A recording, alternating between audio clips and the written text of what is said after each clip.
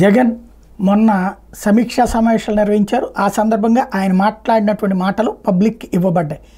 అయితే పబ్లిక్కి ఇవ్వబడినటువంటి వీడియోలో ఉన్నటువంటి పాయింట్ని ఇప్పుడు ఈనాడు ప్రొజెక్ట్ చేసుకొచ్చింది.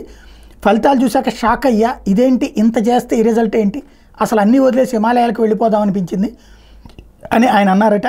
ఆ పార్టీ తరపున ఎన్నికల్లో పోటీ చేసిన అభ్యర్థులతో జరిగిన సమావేశంలో ఈ వ్యాఖ్యలు చేశారన్నది ఇప్పుడు బయటకు వచ్చినాయట.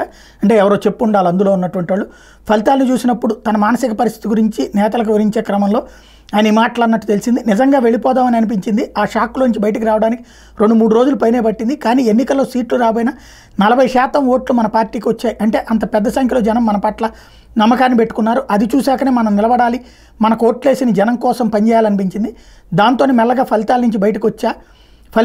ఆ ఫలితాలు ఎందుకు అలా వచ్చాయనేందుకు అనుమానాలు కారణాలు ఏమున్నా మనకు ఓట్లు వేసిన జనం కోసం ముందు నిలబడాలి.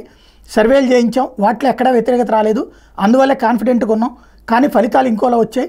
వాటిని చూసినప్పుడు నా పరిస్థితి ఇలా ఉంటే క్షేత్రస్థాయిలో మీకు ఇబ్బందిగానే ఉంటుంది. మీ పరిస్థితిని నేను అర్థం చేసుకోగలను. నేను బయటకు వచ్చినట్టే మీరు ఎన్నికల ఫలితాల నుంచి బయటికి రండి, ప్రజలకు పార్టీ కార్యకర్తలకు అండగా నిలబడే కార్యక్రమాలకు సిద్ధంగా అండి అని నేతలతో ఆయన అన్నారన్నటువంటిది బయటకు వచ్చింది ఇప్పుడు.